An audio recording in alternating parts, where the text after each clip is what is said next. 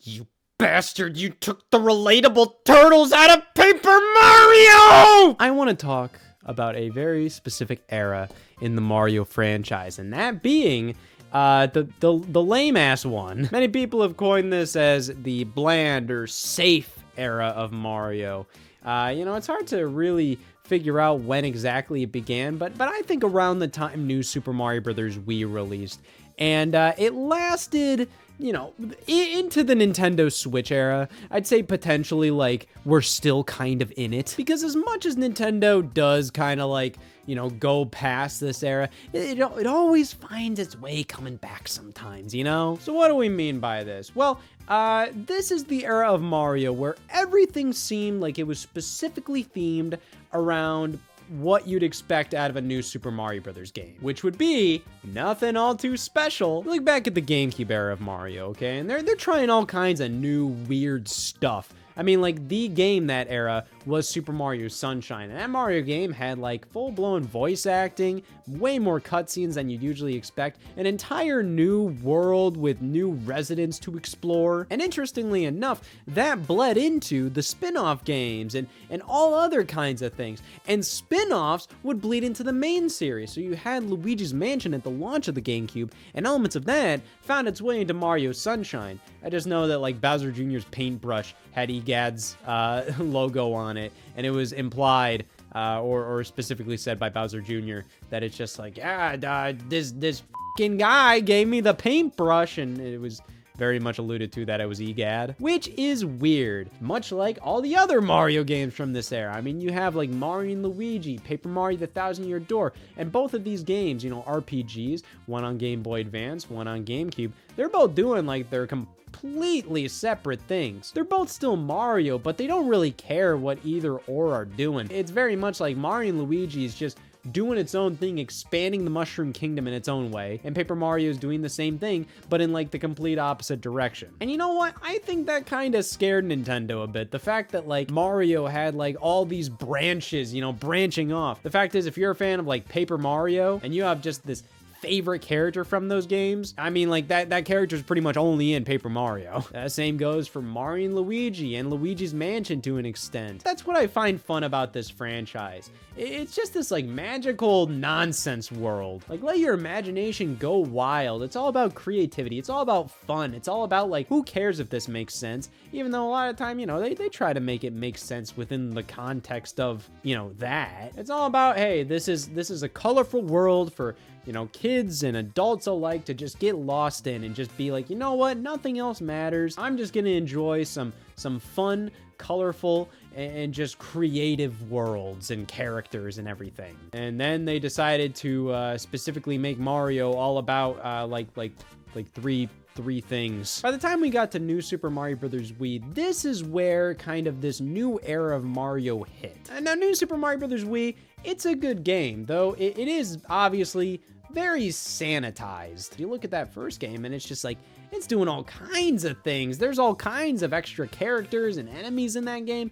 that you just don't expect to see it from the New Super series. Whereas New Super Mario Bros. Wii, this box art is very indicative of what the entire experience feels like. In terms of style and grace, it very much feels like you are playing the image on a Mario lunchbox, which I feel was honestly a big element of this era was merchandising opportunities. I feel like Nintendo wanted Mario to just kind of consolidate into the basic stuff, what you'd expect out of Mario. We don't really want to branch off. We don't really want to introduce a lot of new things outside of just let's stick to the big stuff, Toad, Yoshi, Goomba, sanitizing the Mario franchise a bit and just kind of theming it all around what New Super Mario Bros. Wii was doing kind of would help to sell other Mario games, other spin-offs. If the spin-offs were also sanitized to oblivion. And we had Mario Party games that included like characters from Paper Mario. Now with Mario Party 9, which released after New Super Mario Bros. Wii, let's theme all the boards around New Super Mario Bros. Let's just have generic Mario crap. But I think they were trying to make Mario more accessible to everybody if they just kind of consolidated it to a lot of the basic things everybody knows is in Mario instead of getting too weird with it, you know? Like pretty much everything Mario was from like 2009 to like 2017, it was all about stuff you remember from Mario 1, Mario 3, Mario World. They were relying so much on nostalgia and the classic Mario rigmarole back then. You know, it just kind of felt like every game that would come out, you barely get any new music, any new level themes, any new characters, anything like that. It would just be the basic Mario fluff. Case in point, oh damn, I actually like this game. Super Mario 3D Land, you know, like this saved the 3DS, and it's a phenomenal game in its own right. When was the last time you played it and gave a shit about it? And what do you remember about this game? Whoa, it brought back the Tanuki Leaf from Mario 3. That's it. Now, to be fair, this game's crowning achievement was pretty much making sure that stereoscopic 3D gaming actually had like a use in gameplay. When you crank that 3D slider up on the 3DS, like, hey, jumping in 3D makes a hell of a lot more sense. You can really make sure, like, you are falling where you want to fall. And elements of this game are very noteworthy. The fact that they truly kind of mesh together 2D and 3D Mario. The fact that this is a 3D Mario game that is structured and plays like a 2D Mario game. I think it was kind of a special moment for the franchise, considering that that was what they probably wanted to do with Mario 64, but they couldn't due to limitations. You know, you can't have like hundreds of individual levels back on the N64, so they had to make the most out of what they had. That's why we have like a dozen larger worlds with multiple objectives within it in that game. Whereas with Mario 3D Land, you know, like we have like hundreds of levels. But outside of that, Mario 3D Land is like one of the most derivative Mario games style-wise. One of. There's really only a handful of like new songs in this game. You know, you have the main theme and some remixes of that theme, but for many of the songs, they're ripped right from Mario Galaxy. And even a lot of the level concepts, like the beatboxes, yeah, those are from Mario Galaxy. Cosmic Mario, yep, from Mario Galaxy. It just feels like a new Super Mario Brothers version of Mario Galaxy, with far less crazy like level gimmicks and all of that. It's a very simple 3D Mario game. And you know what? That's okay. I think Mario 3D Land does what it does very well. The problem is it doesn't really push the franchise forward. There's not really a ton that this game introduced that really became like a mainstay in the franchise, other than maybe like, you know, the Tanuki Leaf, but it didn't even introduce that. I guess like the modern rendition of the Tanuki Leaf, sure. Because it was this game that like Nintendo was like, oh damn, we gotta put this fucker in everything. Mario Kart 7? Why? At the time, this game did tremendous things for the 3DS, but not really a lot for the Mario franchise. This is kind of like a pretty skippable entry, especially these days. It just kind of feels like a much simpler and more sanitized version of Mario Galaxy 2, which released about a year and a half earlier. Which that was a problem considering Mario Galaxy 2 was already a simplified, more sanitized version of Galaxy 1 in many ways. In other ways, the level design goes fucking bonkers in this game, and they take it to like new heights, so, you know, don't think that's my full opinion of Mario Galaxy 2, but you know what I mean by that. They definitely streamlined a lot when it came to Galaxy 2.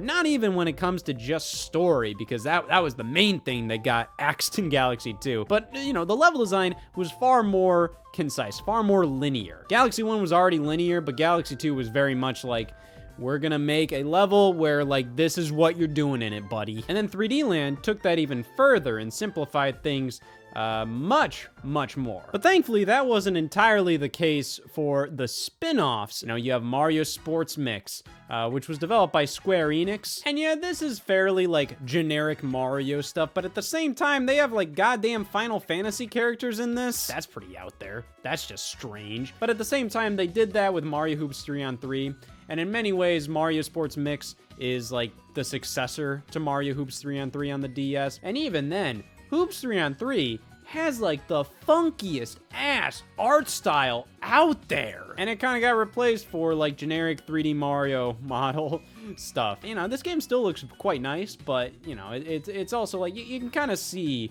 the dullification kind of happen when you compare this to its direct predecessor. But hey, strangely enough, in the same year, we got Mario Sports Mix. We got another Square Enix collaboration with Fortune Street. I never really realized these came out the same year. It never really dawned upon me that like we got like two crossovers with Mario and Square Enix characters. At least with Fortune Street, this is more themed around Dragon Quest. There's still some Dragon Quest stuff in Mario Sports Mix, but this is all about it. Fortune Street is like a really long-running Japanese game series, and like this is pretty much one of the only times that it came over in North America, and it's pretty much entirely because like, you know, like the Wii was kind of struggling in 2011, so I think they just thought, it, let's try it out. I love that they don't even really refer to Dragon Quest a lot here. Strike gold on Fortune Street. Play the market with Mario and friends. They're pretty much just advertising this as like a Mario Party equivalent, I guess. And, you know, they do mention Dragon Quest here, but it's just kind of strange. It's almost like they're trying to hide the fact that this is like Dragon Quest. They're just trying to make it be like, hey, this is a Mario game with some weird bastards in here. But in 2011, we were still kind of getting that weird Mario funk, you know? I mean, but it was mostly in the form of just like, hey, like Square Enix was developing these games, so yeah, that was just kind of weird. We get some weird crossovers here. But then we move into 2012. And I think Mario Party 9 is pretty indicative of when things started to really change. Because this game is entirely themed around the kind of stuff you'd see in the new Super Mario Brothers games. You look back at the previous Mario parties, and they got some weird stuff in that. Like, what the f is this? And that was just Mario Party 8. Like, that was right before this. And then Mario Party 9 releases, and like, you know, we look at this cover, and it's still like, you know, look at all these things going on here. Bowser's in the clown car. Stars, greenery. There's nothing very specific about this. It's very much like the Mario characters doing what you would expect them to do in the locations you'd expect them to be in. And then when you play the game itself, like, yeah, everything looks really nice. It's a very polished game. But at the same time, like, the board designs, the mini games, all of this is the kind of stuff you'd see in a basic new Super Mario Brothers game. Which, hey, in 2012, we got basic new Super Mario Brothers games. New Super Mario Brothers 2, I do like. But my God. I don't want to act like there's like nothing interesting or unique or new in new Super Mario Brothers 2, but it's a lot of stuff you really have to dig for. And even then, you know, barely any new enemies. In fact, I don't even think any new enemies. It's mostly just like variants of enemies. It's like it's a Goomba, but it's gold now. That's the new stuff new Super Mario Brothers 2 does. It's a really easy game. Its main gimmick is just, oh, a lot of coins, and they don't really do anything with it. However, it is fun. It is addicting to get the coins, but I digress. We're talking about bland Mario era. This is as bland as it gets, motherfucker. The main thing this introduces is like gold, like a gold theme. That's it. And then we have new Super Mario Bros. U that released the same year, like 2 months later. Like, I guess it introduces more, but like barely. Like, it has a new power-up. You have the acorn suit. But like, I don't care. We got Mario Tennis Open that year in 2012, and that was definitely like a little more unique. It had some cool courts based on different games like Mario Galaxy and whatnot. So, you know, like that one was okay. But yeah, 2012 was definitely a year of bland Mario shenanigans. But, you know, there's still some hope there with something like a Mario Tennis Open. Never mind. Yep, this is what solidified it. Paper Mario Sticker Star. Taking, you know, a Mario RPG series and stripping story and character from, you know, an RPG and replacing it all with elements you'd see in New Super Mario Brothers, like, you know, oh, Bowser Jr. in his clown car. Standard fucking Toads. This was where I think a lot of people started to realize, like, what was going on with the Mario franchise. how so much of it really did feel like, so we can't do stuff like Paper Mario 1000 Year Door, Super Paper Mario anymore. It's pretty much all like basic ass Mario stuff. Get away. You wouldn't like this. The only thing Paper Mario Sticker Star is good at is being something for a cat to lean on. Also, the music isn't bad. This game has a lot of problems, specifically when it comes to the game design itself. It doesn't care about your time, and how about this? It just doesn't care. The gameplay seems fun at first, but then, like, you realize, like, wow, this was not fleshed out enough to really, like, you know, hold up a multi-dozen-hour adventure. And then, like, you start to see the cracks of just like, well, this isn't very intuitive. Oh, this doesn't make a lot of sense. And it just wastes your goddamn time with an inventory-based battle system. There, that scared him off. But here's the thing. Paper Mario Sticker Star, outside of the gameplay problems, when it comes to the style, like, graphically, it looks fantastic. It sounds great, too. But then you look at the art, where it's just, like, this is just, like, basic Mario enemies and basic Mario characters, just the same stuff you can always expect from a new Super Mario Brothers game. And then you look at something like Paper Mario on the N64, Paper Mario the 1000 Year Door, even the weird bullshit from Super Paper Mario with its like fucking geometry characters. It's still all like new characters that are like specifically for Paper Mario and 1000 Year Door and all these games. Like, it helped these games stand out. It gave these games a unique vibe,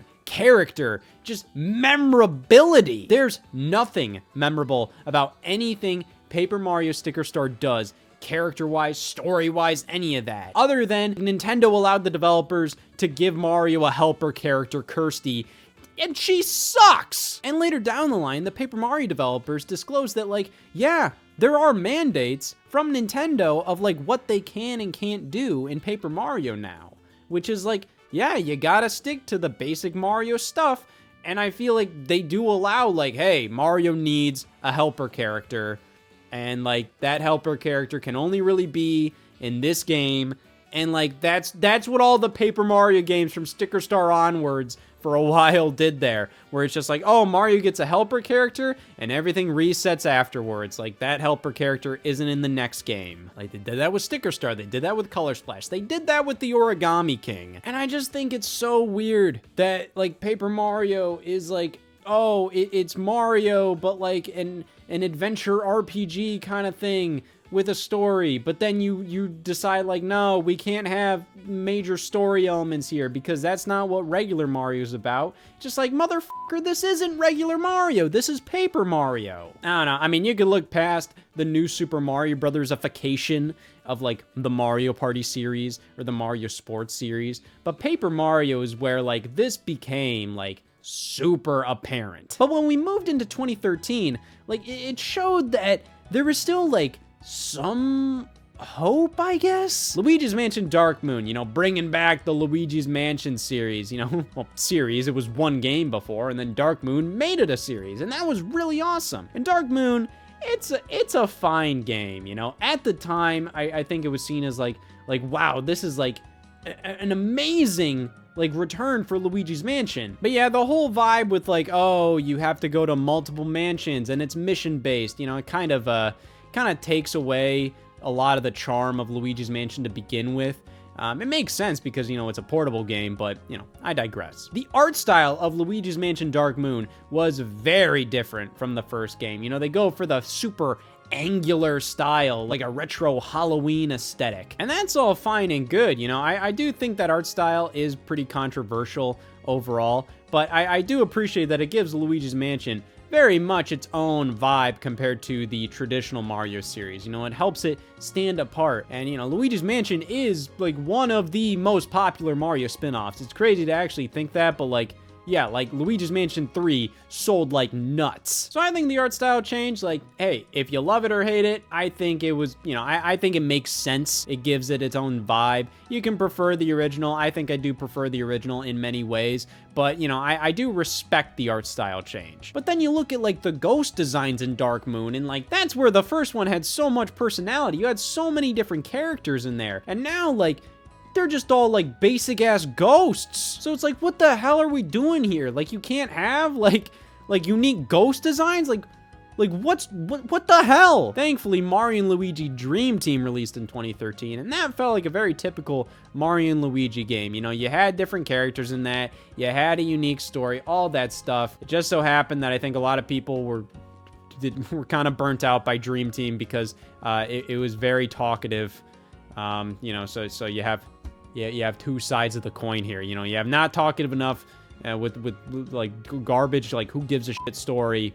Then you have Mario and Luigi Dream Team that just won't shut the hell up. But then for mainline Mario, we got New Super Luigi U, who cares? And Super Mario 3D World. And this is what I think Mario 3D Land should have been in terms of personality and whatnot. This is still fairly bland as far as Mario personality goes, but you know, it actually kind of like pushed things a little forward.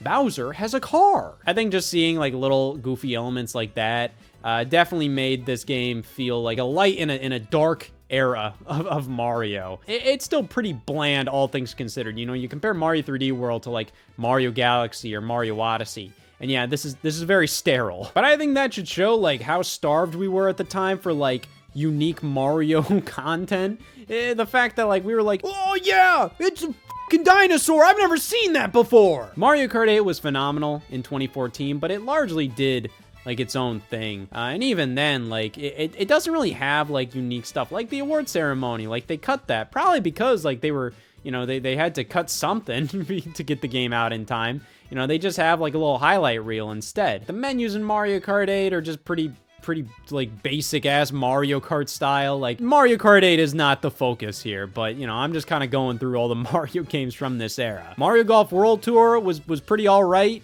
in terms of like personality. Still very like basic, but you know, could have been a lot worse. But then I think this is kind of where things started to like slowly get back to where they should be. You know, Captain Toad Treasure Tracker release, that was really cool because, you know, that was just a flat out prequel to Mario 3D World. You know, they introduced a lot of cool elements. The fact that Toad got his own game and it was so cool and interesting, hell yeah. But then we go right back where we started with stuff like Mario Party 10, just more Mario Party 9 nonsense. Bland as hell. And then Mario Tennis Ultra Smash? That game was the product of just not having anything to put out that holiday season on Wii U. So Nintendo just rushed out Mario Tennis Ultra Smash, didn't give a damn about that. Like, yeah, that has absolutely nothing. You look at Mario's Power Tennis, you look at even Mario Tennis Open on the 3DS a few years prior. Like, it's night and day. And then Paper Mario Color Splash. So, like, this released in 2016, right when it was like, all right, everybody knew this was a problem with Mario at the time. So it was, like, right front and center. How that game just has, like,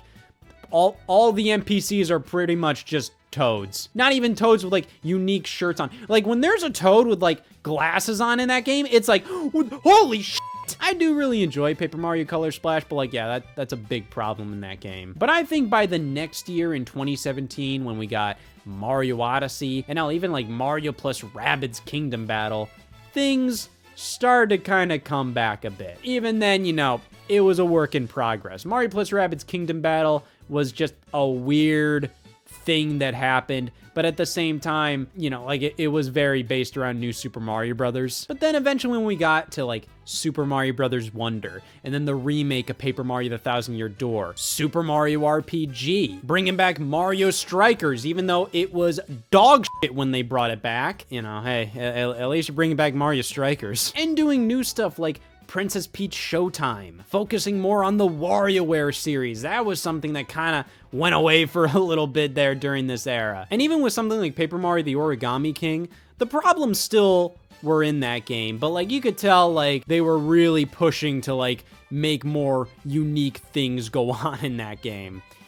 I think, you know, we're not completely out of this era, but you can see that things are moving in the right direction. I think Nintendo has fully acknowledged that Mario in this era was a bit too stagnant. Even in terms of the main series, like it wasn't like Mario was really pushing the video game industry as a whole forward like, you know, he was with Mario 64 and Mario Galaxy or whatever, you know? Keeping Mario in a box and forcing like this super bland like status quo for every game, like it was hurting the series. It was something that I felt was born out of the idea that like, hey, it'll be easier to like sell merchandise or whatever if like all Mario games, whether they're spin-offs or main series, kind of followed a basic status quo, so that way, like, we can sell a fucking backpack with a 1-up mushroom on it, and like, if they've played fucking Mario Kart or Mario Party or Paper Mario, they know what the fuck a 1-up mushroom looks like. I don't know. But it's like in this era, like, it was hard to convince people to give a shit about half of these games.